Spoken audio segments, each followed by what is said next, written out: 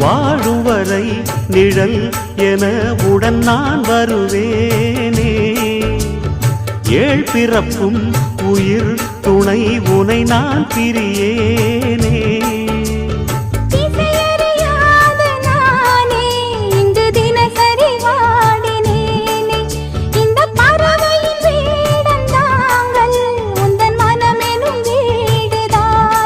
நீண்ட காலம் நேர்ந்த சோகம் நீங்கி போக நானும் தீண்ட யோகம் விளங்கிட. பூமிக்கொரு வாரம் என்று எண்ணி இருந்தேன், பூமுதிக்க யாரும் இன்றி கண்ணி இருந்தேன். சொந்தமின்றி பந்தமின்றி நானும் இருந்தேன்.